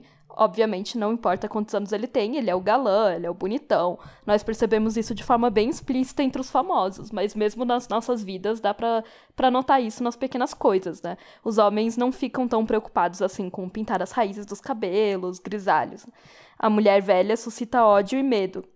Lembra aos homens que eles vão morrer também, obviamente. A mulher velha não é mais fértil, então não tem mais os encantos da mãe, da esposa, da mulher nova e tal. Então, é foda, né, gente? De novo, aquela coisa de sempre, a mulher não pode envelhecer, já o homem pode sempre ser o galãozão de Hollywood. Sim, isso me lembrou bastante aquela passagem incrível no segundo livro da Helena Ferrante, da Tetralogia Napolitana, onde a personagem principal, né, que tá narrando a história, ela vai olhar para as mulheres mais velhas do bairro e vai ficar refletindo, tipo, quando que elas começam a ficar desse jeito, que ela vai ficar, tipo, descrevendo elas, né, como já velhas, acabadas, etc, por toda a questão, né, maternidade, trabalho e tudo mais, e ela fica, tipo, e ela demonstra esse horror, sabe, de uma menina mais nova olhando e pensando, nossa, será que eu vou ficar assim também? Será que eu vou ficar horrível desse jeito? E é uma coisa que, tipo... Querendo ou não, a sociedade coloca na cabeça de todas nós, tá ligado? Porque a sociedade nos dá uma data de validade, né? Tipo, e aí tem muito aquela coisa de, o cara trocar a mulher mais velha por uma menininha mais nova, e enfim, né? Todo esse estereótipo. Porque é isso, tá ligado? Toda mulher percebe pela mídia e pela cultura que a gente tem uma data de validade de ser considerada fodível, né? E bonita. Sim, e como a Simone diz de uma forma bem chique... É no corpo da mulher, esse corpo que lhe é destinado, que o homem experimenta sensivelmente a decadência da carne. Na página 202. Uau, exato. Cada frase dessa mulher, velho. Enfim. Pois é. O próximo mito, né, que ela vai falar, então, que ainda tá tudo atrelado a isso, é o da sexualidade feminina, né? E ainda nessa temática sobre o horror que os homens têm das mulheres, ela vai falar sobre o horror ao próprio sexo feminino. Em muitas civilizações, antes de ir para uma guerra, uma caça ou pesca, o homem não pode ter relações sexuais com a mulher, pois acreditava-se que isso o tornaria mais fraco. O horror do homem à mulher vem do horror que ele tem da sexualidade, ou é o inverso? Aqui ela vai ressaltar que a sexualidade, mais uma vez, lembra o homem que ele é um animal. Também uma concepção bem interessante, né? E que ele tem sentimentos ambivalentes sobre as mulheres, mas também sobre o seu sexo. Ele se orgulha da ereção, do pênis, né, do falo, mas ele também sente vergonha. No seu sexo, o homem encontra a natureza, afinal, ele não controla a sua ereção, por exemplo. E daí, com o cristianismo, né, como o cristianismo separou o corpo do homem, tipo, entre corpo e alma, porque o homem tem que ser super racional, né, não escravo do corpo, digamos, mas a sexualidade vai lembrar ele dessa irracionalidade, desse momento de não pensar, digamos, né? E antigamente, quando o homem venerava a natureza, a sexualidade da mulher era vista como sagrada e especial. Mas quando ele quer dominar a natureza, que a gente já falou aqui, né? A sexualidade da mulher vai ser vista então com horror e ela vai ser encarada como uma feiticeira. Sim, isso é muito interessante, porque ontem mesmo eu tava lendo A Criação do Patriarcado, da Gerda Lerner, que eu estou terminando de ler, tô nos últimos capítulos, e ela vai falar muito sobre essa mudança das religiões que veneravam a deusa mãe da fertilidade, até depois virar a religião monoteísta que venera o Deus único homem como Criador Todo-Poderoso. E a partir daí o cristianismo vai instaurar essa divisão entre o corpo e a alma, né? Sendo o corpo inimigo da alma e representante do pecado, e todas as ligações carnais são demonizadas, a carne se torna o pecado. A sexualidade da mulher só vai existir para a procriação, então, né, para o cristianismo. Como a mulher é o outro, para o cristão é ela que representa a carne e o pecado. Nela são encarnadas todas as tentações dos pecados. Afinal, a história da queda do paraíso coloca Eva como a grande pecadora que comeu do fruto proibido. Ah, sim. A grande culpada de tudo. Então é bem interessante, porque a Gerda vai analisar inclusive a Bíblia e todos esses contos da Bíblia, mostrando como realmente a humanidade passou disso, de adorar a fertilidade feminina, a deusa mãe e etc., para um Deus procriador, que é tipo, aí o cristianismo, né, enfim, o Antigo Testamento vai ver o Deus como o criador do mundo, como se ele fosse o responsável pela procriação. Tanto que ele coloca o bebê na barriga da Maria, né, lá com o Espírito Santo. Eu acho que é algo assim, gente, eu não sou religiosa, desculpa, não lembro das aulas de catequese, mas eu acho que era algo assim. Mas a gente sabe que ela não transou, né, ela teve o filho de Deus, tipo, ela era virgem e tal, então... Eu lembrei agora de quando a gente perguntou pros pais da Bel por que ela era virgem. Sim, momentos. Ai, cara, momentos. Quando a gente era pequenininha, uma vez a gente perguntou por que a mãe do Jesus é Virgem Maria, se ela não é... Como é? Não, a gente não sabia o que era virgem. A gente só perguntou, perguntou por que é Virgem Maria virgem, a gente não sabia o que era, e não assim. só Maria, entendeu? Tipo, isso é um nome composto? Aquela... E aí a mãe da nossa amiga simplesmente sentou e explicou o que era sexo pra gente e o que era ser virgem, e a gente ficou tipo, meu Deus do céu, eu não queria saber disso. Só tava perguntando de um nome e aí foi meio um pouquinho traumático. Mas também foi didático. Sim. Enfim. Entrando nessa questão do cristianismo agora, né? A gente vai falar sobre este mito. Sobre o mito da mulher no cristianismo, né? Ela vai falar, então, né, a autora, que se a mulher renega a carne, ela se torna uma criatura de Deus. Como ela encarna o pecado, renunciar a ele a torna mais triunfante. No entanto, a igreja serve à sociedade patriarcal, por isso indica que a mulher deve permanecer anexada ao homem. Ela se torna santa, abençoada, se for uma escrava dócil. A gente pode ver isso muito bem se a gente analisar, então, né, voltando aí para a figura da Virgem Maria, que nos causou tanto questionamento, que ela é mediadora da salvação e ela é escolhida para trazer o Filho de Deus ao mundo, e a figura da Eva, que é a mediadora da danação que condena todos os seres humanos ao pecado. Pois é, então a mulher vai ser glorificada só se ela aceitar, né, claro, esse papel de subordinada, como Maria, que era só a portadora do Filho de Deus. E é virgem, claro, porque ela tem que ser virgem, imaculada, não foi tocada por nenhum homem. Ou seja, ela renega a sexualidade e exerce o papel mais importante de todos, que é o de mãe. O culto a Maria representa a suprema vitória masculina, porque se venera uma mulher virgem que serve a um único propósito como mãe de Jesus. Isso me lembrou que alguém comentou lá naquele nosso post sobre religião, sobre essa questão das mulheres serem cultuadas na religião cristã, falando, mas tipo, que mas as mulheres são cultuadas, blá blá blá, mas o que eu só fico pensando, mas que mulher é cultuada e por quê, sabe? A mulher é honrada como vassala, como diz a Simone, ou seja, ela é um culto apenas às mulheres que se submetem ao homem e exercem esse papel de mãe. Tipo, a mulher que é submissa ao homem pode assumir esse papel importante na mitologia ali, masculina, cristã. Mas se ela não for isso, ela não é, né, honrada e cultuada. Então, assim, né, gente? Há muitas aspas nesse culto à mulher Sim, da religião.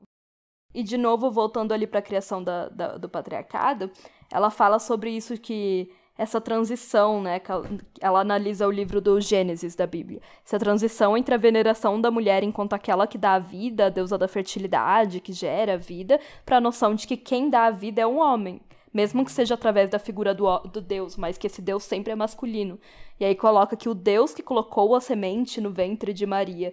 Isso é muito impactante, porque, de fato, antigamente entendia-se que a procriação era algo que a mulher fazia e que o homem não tinha participação. A gente falou disso lá no episódio da biologia. Sim. Que antigamente achavam isso, e por isso mesmo que a mulher era venerada, mas depois ela vai passar a ser vista de uma forma passiva, como quem só carrega o bebê, que foi criado pelo homem. E essa mudança na religião diz muito sobre esse estabelecimento do pensamento patriarcal, né? Dos símbolos do patriarcado. E até como a gente é vista meio que como um útero ambulante, né? Exato. Nesse quesito. Que entra no nosso próximo mito, que é exatamente desse culto à maternidade, que não é um culto à mulher, é um culto à maternidade. A maternidade, exato. A você ser um útero ambulante e carregar os filhos dos homens.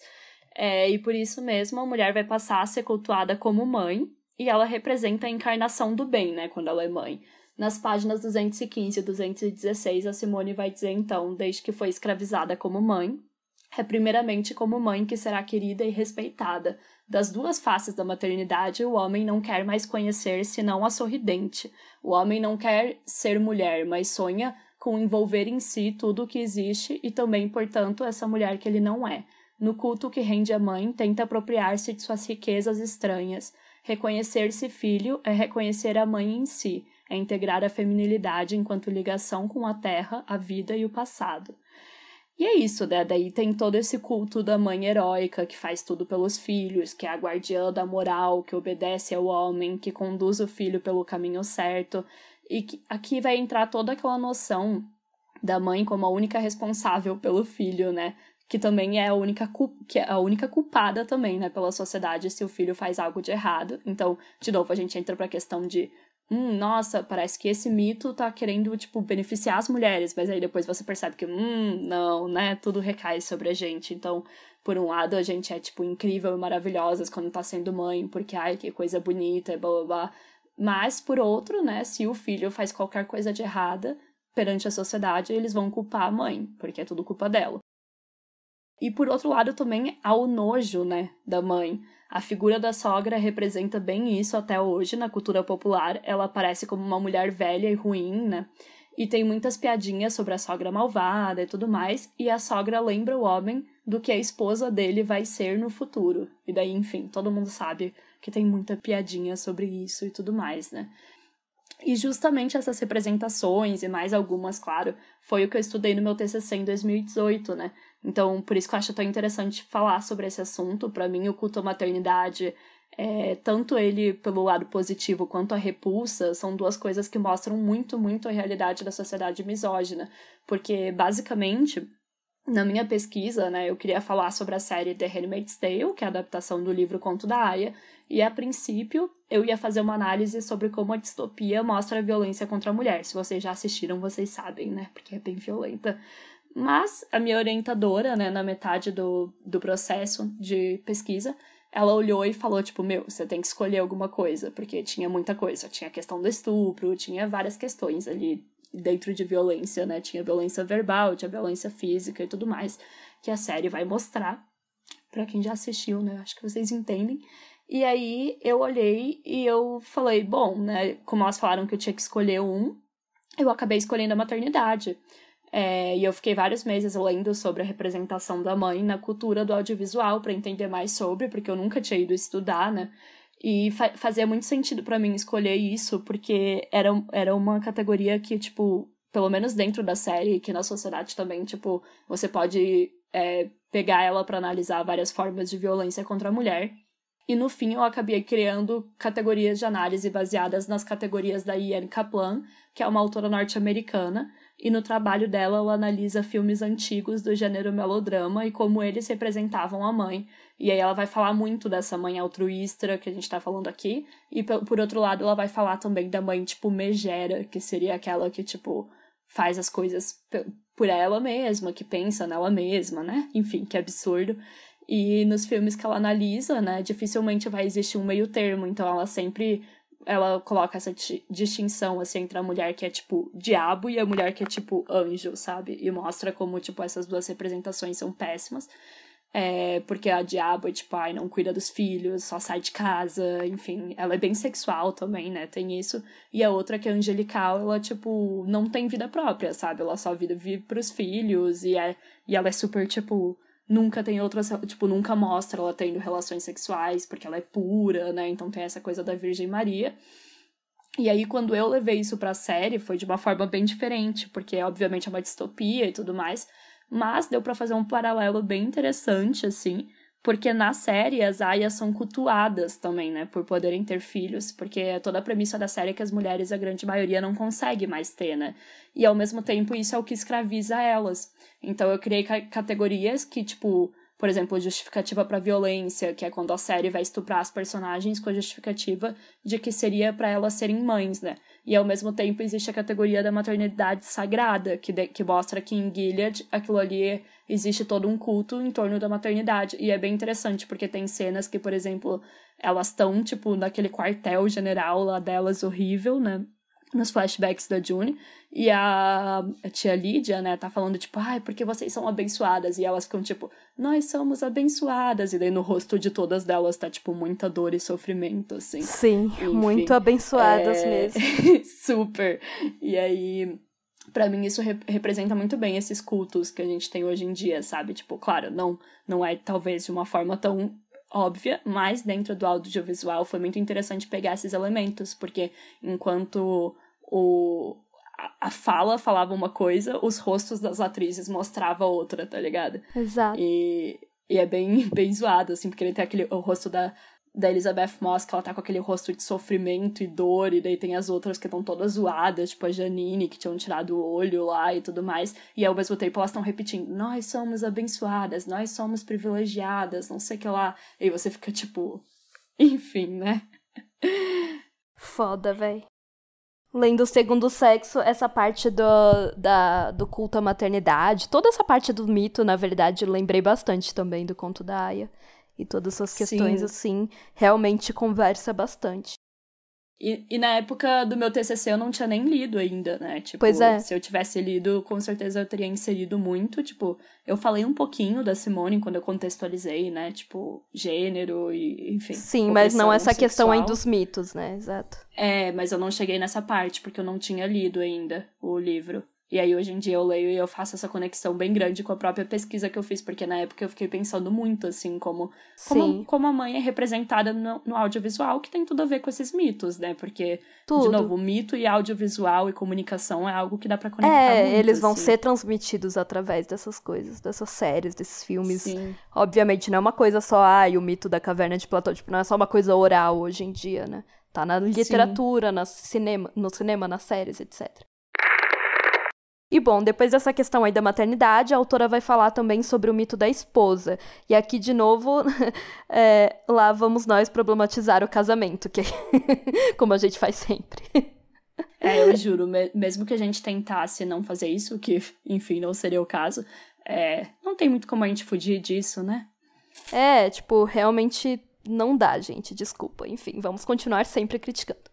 A Simone vai falar bastante sobre a criação patriarcal do que seria uma esposa ideal, que, segundo os homens, dentro da lógica de posse, que obviamente a gente já explicou por aqui.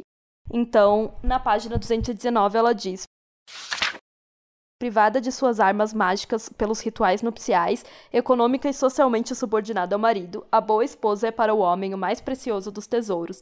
Pertence-lhe tão profundamente que participa da mesma essência, usa o nome dele, tem os mesmos deuses, ele é responsável por ela, chama-a sua metade, ele orgulha-se da sua mulher como da sua casa, das suas terras, dos seus rebanhos, das suas riquezas. E por vezes mais ainda é através dela que manifesta sua força aos olhos do mundo. Ela é sua medida e sua parte na terra. Então ela vai falar sobre como ele cria, né, essa esposa moralmente, sexualmente e intelectualmente. Como o homem põe a sua personalidade. E aqui eu lembrei daquelas mulheres que Sabe, aquilo que é bem clássico, inclusive tem isso no Parks and Recreation, eu tava revendo esses tempos, e aí tem um episódio que a Anne fala isso, né, que toda vez que ela namora um homem, ela acaba adquirindo os gostos e meio que a personalidade do homem com quem ela está. Então, tipo, é muito engraçado. Tem uma vez que ela tá namorando um cowboy, e aí ela chega toda vestida, tipo, de cowboy, tipo, claro, né, gente, é uma sitcom, então vai ser exagerado, mas vocês sabem do que a gente tá falando, é aquela menina que, tipo, nem curte muito, sei lá, filmes cultos, aí começa a namorar um cinéfilo e fica tipo, Fellini, Godard, sei lá. Vamos fazer uma assinatura do MUBI. Exato. Sim, é verdade. Porque a gente é socializada pra isso, né? Pra virar o que o cara quer que a gente seja. Porque precisamos sempre agradar e cuidar do cara, né? Do homem dentro do casamento. E aqui, casamento, eu quero dizer relações heterossexuais no geral. Não exatamente casamento, mas pode ser um namoro e tal. Por mais que hoje em dia já tenha mudado um pouco o que seria essa esposa ideal, como a Betty Friedan fala na mística feminina, né? Agora há pouco a gente tava ali na live da Isa, da mística feminina, então isso tá muito presente na cabeça. Mas ainda assim existe esse estereótipo hoje em dia. E ainda assim a gente vê que muitas mulheres são tipo, é quase como se tipo, elas não tivessem personalidade, entendeu? A personalidade delas fosse ser mulher daquele cara. Tipo, isso é muito triste, mas muito real. É, muito. E tá tudo conectado com a gente não se vê, né, como sujeito, como indivíduo. Exato. E eu gosto muito dessa parte do capítulo, porque a autora vai falar sobre essa questão da posse, então, dentro da instituição do casamento, que a gente já falou aqui muitas e muitas vezes, né, falando sobre casamento, e sobre como o homem ama a mulher quando ela pertence a ele. E ela define essa relação como oscilatória, né, essa relação do homem com a mulher, porque ele teme, mas ele também ama quando ele possui. O que faz muito sentido quando você pensa em como funciona uma família patriarcal e tudo que o homem conquista quando ele tem isso, né? Ou seja, fica bem claro toda a questão do trabalho reprodutivo, porque a mulher mantém a casa em ordem, cuida das crianças, garante que o homem possa sair para trabalhar e tudo mais. Então é óbvio que ele vai amar, né? Possuir. E como a gente falou bastante no episódio especial que eu fiz com a Aline Rossi, né? Enfim, se vocês não ouviram, também voltem lá para ouvir depois. Tem toda essa questão deles precisarem do nosso trabalho não pago dentro de casa para que eles consigam irem bem no trabalho. Com certeza. E aí, além disso, a autora vai trazer de novo a questão da religião, falando que foi dentro do cristianismo que a figura da mulher se espiritualizou com esse culto à feminilidade, à maternidade. E eu achei bem interessante também, porque ela vai falar que as instituições abstratas apresentam traços femininos, tipo a igreja, a sinagoga, a república, a humanidade, a paz, a guerra, a liberdade, a vitória. Tipo, sei lá, se você parar pra pensar, por exemplo, a estátua lá de... Como é? A estátua da liberdade, lá em Nova York. Tá. Tipo, ela representa... Sim. É uma mulher que representa a liberdade, assim como a justiça também a justiça, que é aquela figura da mulher, e aí tem, tipo, falando, a justiça e o ideal. E é engraçado, porque realmente eu nunca tinha parado muito pra pensar nisso. Ele meio que... Os homens meio que criaram essa coisa, tipo, como a mulher é uma coisa, eles meio que feminizaram todas essas noções abstratas das coisas, todas essas alegorias, tanto na linguagem como na iconografia, eles colocam como cara e nome de mulher, sabe? E tipo, até nas estátuas e todas essas iconografias, assim. Foda, né? Nunca tinha parado pra pensar muito nisso. E, de novo, né? Também tudo não. Isso afasta a gente da humanidade, porque a gente é uma coisa, a justiça, a liberdade, lá. É um ideal, né? A ser perseguido. E nisso ela mostra como, para o homem, a mulher vira intermediária também entre ele e Deus. E sinceramente, eu fico pensando que posição horrível de se colocar um grupo de pessoas, assim, tipo, sem pressão nenhuma. Tipo, você é intermediária entre Deus e a humanidade. Tipo, igual a Maria, que vai ser a mãe de Jesus, entendeu? Ela é intermediária entre Deus ali e a humanidade, que vai trazer o filho dele para o mundo. Não, assim, sem pressão, gente. Você só precisa seguir todas essas regras extremamente específicas para representar uma ponte entre humanos e Deus, um Deus que nem foi você que criou, né? Então, temos que dizer isso também. Muito tranquilo. Não é nada demais. Muito tranquilo ser mulher, gente. Muito tranquilo. Você com certeza não vai decepcionar ninguém com todas essas expectativas que jogam da gente, né? E aí a gente entra no último mito, assim, que ela vai abordar, porque depois a gente só vai dar uma resumida e já vamos acabar, que a gente sabe que esse capítulo já tá gigante, que é a questão da musa, né? Sim, falando em expectativas, né, galera, elas vão estar muito, muito presentes quando a gente pensar no mito da musa, que nós já falamos um pouquinho aqui também nos episódios anteriores, e agora vai surgir quando a autora fala de poesia, né, que é bem interessante. Ela vai falar, então, a poesia pretende captar o que existe além da prosa cotidiana. A mulher é uma realidade eminentemente poética, por enquanto nela, o homem projeta tudo o que não se decide a ser. Ela encarna o sonho é para o homem a presença mais íntima e mais estranha, o que ele não quer, o que não faz, aquilo a que ele aspira e que não pode ser atingido. A outra misteriosa, que é a profunda emanência e a longínqua transcendência, empresta-lhe os traços. Né? Isso ela vai falar na página 226. E isso sempre volta para aquela questão de sempre, né? Que é de você idealizar e não ver as mulheres como seres humanos. Por mais que isso seja bem intencionado, de certa forma, porque vem desse lado de, tipo, venerar, como a gente sempre fala, e aquela falando de poesia tá muito relacionado a isso, né? Desse ideal que o cara romantiza e acha bonito e tal. Mas, com certeza, não nos beneficia, né? Como todos os mitos. Com certeza não é bom, porque a musa, ela não cria nada por si mesma. Ela é a inspiração do homem. Ela atua como mediadora entre o Criador e as fontes naturais do mundo. Assim como eu falei ali da mãe de Jesus. O homem também quer ser aprovado pelo olhar feminino, então, afinal, como ela não desempenha atividades, o seu papel é esse de olhar, o que eu achei também bem interessante, porque é isso, ela é uma coisa, né, então ela tem um papel apenas passivo. E isso faz muito sentido se a gente pensar que a própria construção do masculino está conectada com coisas que são feitas para a aprovação do olhar feminino. Por mais que seja diferente da aprovação que as mulheres procuram nos homens, claro, também existe essa relação. Inclusive, hoje em dia, entre os caras mais desconstruídos, entre aspas, existe muito isso de precisar da aprovação do olhar feminino, comprovando, né, que eles são legais, desconstruídos, diferentes, blá, blá, blá. Sim, esse olhar e essa aprovação continuam vindo de um lugar de objeto, né? Tipo, quando você para pra pensar, eles vêm de um lugar do tipo, eu preciso que você fique aí paradinha e ouvindo e me confirmando que o que eu tô fazendo é certo, sabe? Principalmente quando a gente tá falando dessa questão do cara desconstruído. Mas se você tentar intervir, já é outra história, porque eles não querem isso, entendeu? Eles não querem, tipo, realmente vou conversar com a minha amiga pra entender se o que eu fiz foi certo e tudo mais. Eles querem só uma aprovação sua. Eles não querem as suas opiniões, eles não te veem como uma igual pra argumentar em relação àquilo, tá ligado? E depois disso ela vai falar mais ainda sobre a questão de ter uma mulher, que está relacionada tanto a um objeto quanto a um juiz, que, né, esse juiz viria nessa relação de aprovação que os homens procuram, que é uma expressão ouvida até hoje, né, essa questão de ter a mulher.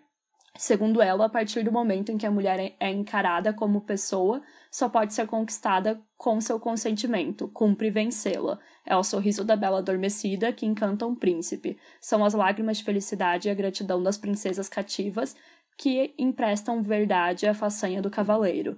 Inversamente, seu olhar não tem a severidade abstrata do olhar masculino. É suscetível de se encantar. O heroísmo e a poesia são, portanto, modos de sedução, mas deixando-se seduzir, a mulher exalta o heroísmo e a poesia. Isso na página 229, ela vai contar e faz todo sentido, né? Porque, por exemplo, nas histórias dos cavaleiros, toda a história é em torno de conquistar a mulher no final, né? Exato. Então, é conquistar essa, entre aspas, aprovação, né, de tudo que ele fez. Isso é muito foda, porque todos esses mitos e essas posições em que a gente se encontra dentro da sociedade, obviamente foram inventadas pelos próprios homens. Então, com certeza, o principal desse capítulo aqui é mostrar que nada disso é por acaso e que todos esses mitos, por menor que eles possam parecer às vezes, por mais insignificantes que eles possam parecer, nos impedem de ser vistas como seres humanos, como os homens são, sabe?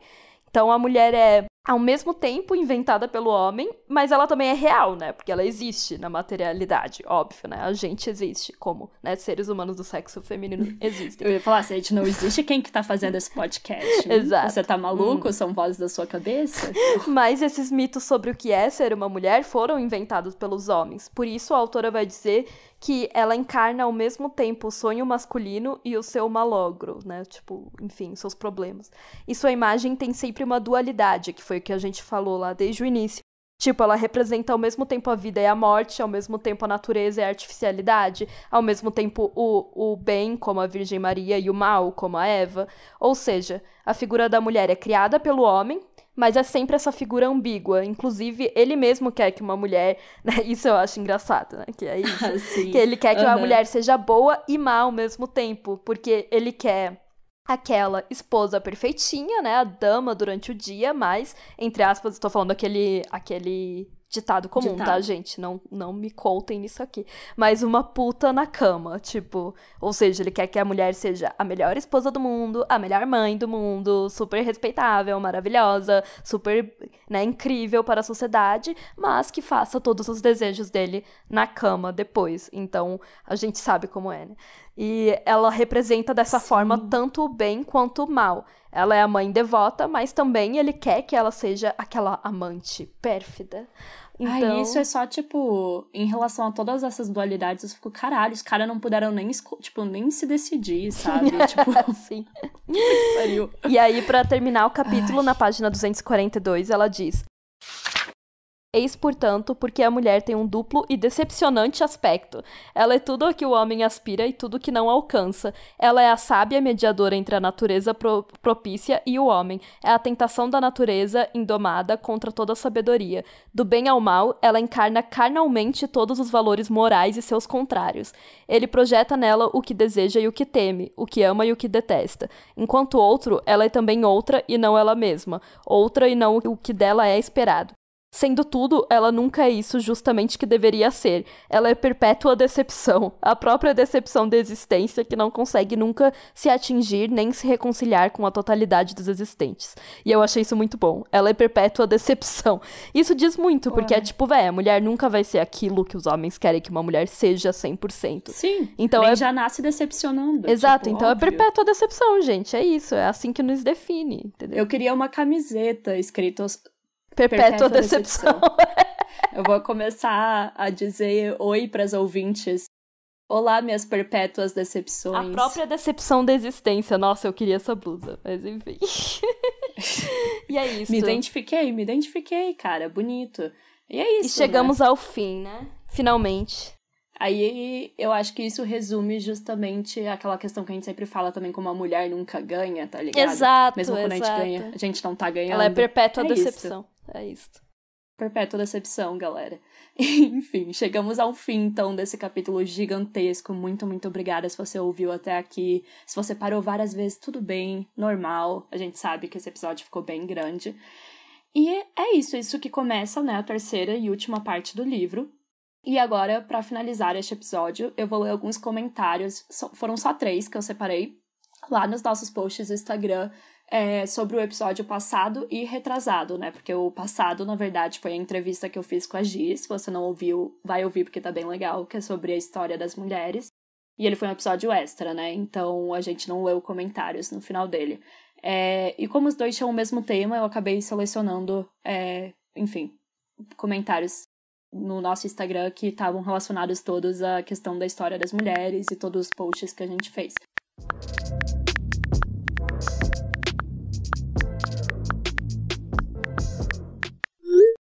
O primeiro é no post que a gente fez falando da Olympe de Gouges, que se vocês não ouviram, era aquela mulher que tinha feito a declaração, né, tipo como se fosse da Revolução Francesa, só que mulheres, sobre um viés feminino.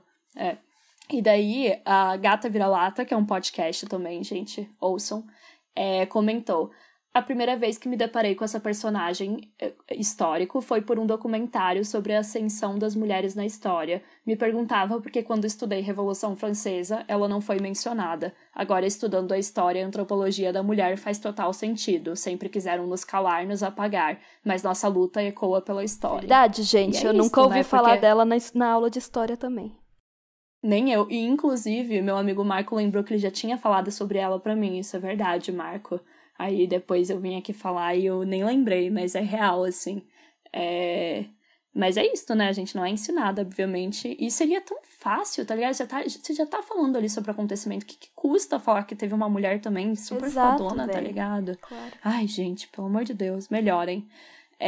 Enfim, no post que a gente fez falando sobre as mulheres burguesas, e a gente falou que, tipo, a questão dos privilégios que as mulheres burguesas tinham era pra compensar, né, a opressão delas. E daí a Amanda, mar.amanda.94, comentou: era pra compensar sim, sem aspas, porque a gente colocou com aspas no texto. E Bell Hooks é tão maravilhosa ao apontar que esses pequenos privilégios eram exatamente os meios de conciliação que impediam grande parte das feministas brancas de assumirem uma postura radical contra o sistema político, social e econômico. E é verdade, né? Isso até hoje, obviamente. Fazer da meia-culpa, fui eu que fiz o texto, né? Então eu coloquei compensar, entre aspas, mas é verdade, você tem razão, não tem as aspas, não. De fato, compensava, tipo, você ser oprimida pra, tipo, ganhar privilégios de classe, era isso que eu tava falando. Então, você tem toda a razão, Amanda. Sim.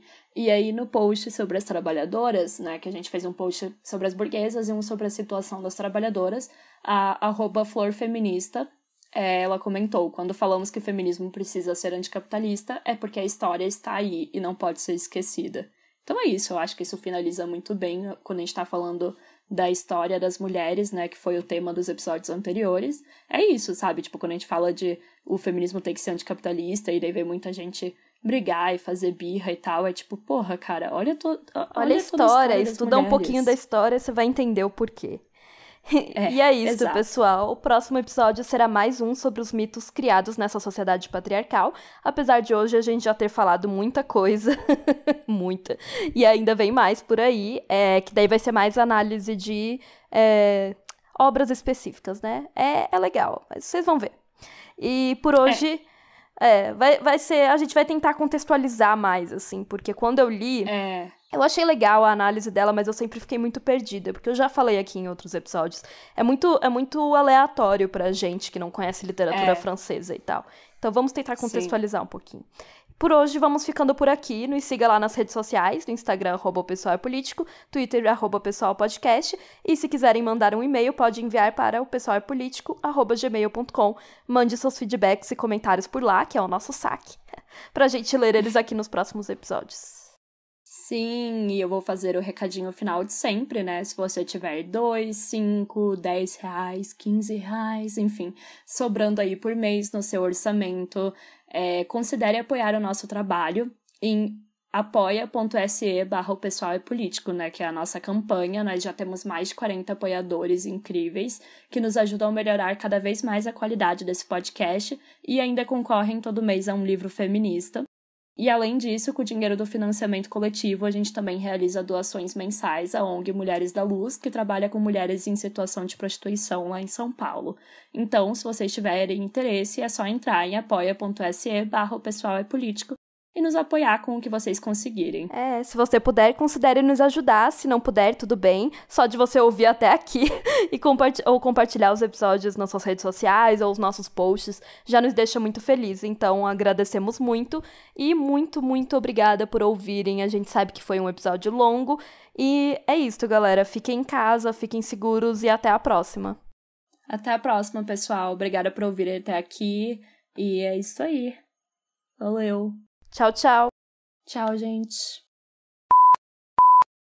Você ouviu um programa participante da rede Podcast é Delas, uma iniciativa que fornece toda a infraestrutura necessária para mulheres hospedarem e publicarem os seus podcasts. Para fazer parte, entre em contato conosco através do site opodcastadelas.com.br ou através das nossas redes sociais, como @opodcastadelas.